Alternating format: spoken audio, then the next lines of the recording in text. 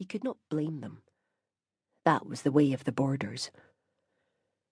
In truth, he'd found little more trust in the men surrounding the king. They were just less obvious about their suspicions. Rob, bearded now and taller and broader than John remembered, stood on the wall walk, arms folded in doubt, letting John sweat beneath his full harness of armour. It was as much for his moods as his dark hair that they'd called him Black Rob. Now new lines scored his brow, and John wondered how many of them had deepened since he woke to find himself head man of the riding clan. "You claim to be my brother." Even Rob could not recognise him with a glance. John had been 12, only half grown when he left. "Aye, you're looking at the son of Geordie the Red." A Storic could say the same. His sceptical disdain was everything John had remembered and hated. "What brings you here?" He did not ask, "What brings you home?" as if he would not call Brunson Tower John's home either.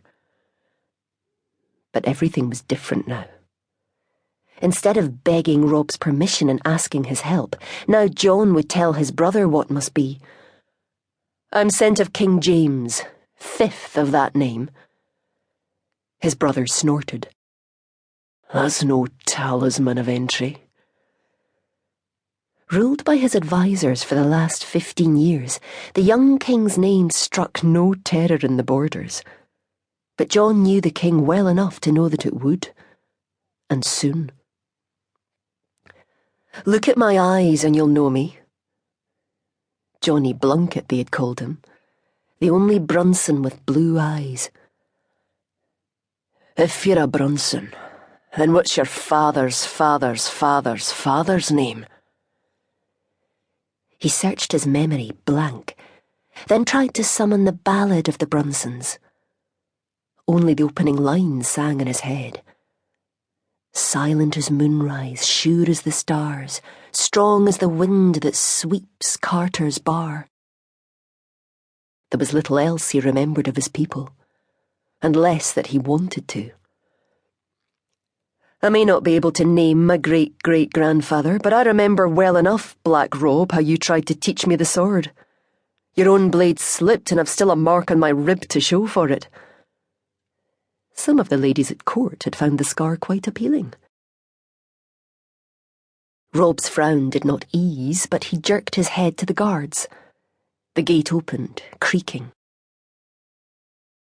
John rode in, searching for something he might recognise.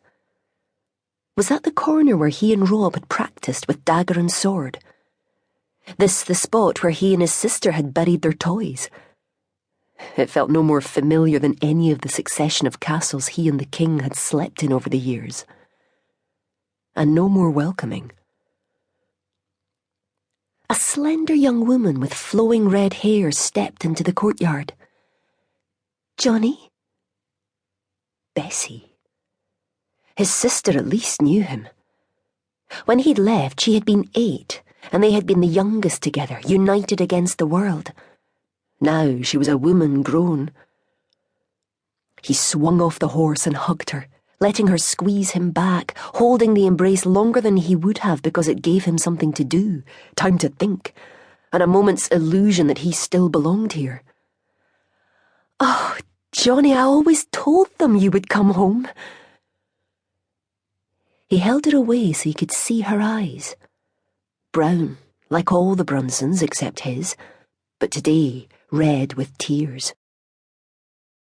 He shook his head. "Not for long, Bessie. Never again. I'm Sir John now. I ride beside the king." Rob, down from the wall, clasped his arm without warmth. "I must talk to you," John began. "The king wants—" "Whatever the king wants, I'll not hear of it now. It will wait until we've sent Red Geordie to rest with our forefolk." It was always thus. All work, all life would stop for the dead days before burial. Well, that might be the way of the Border.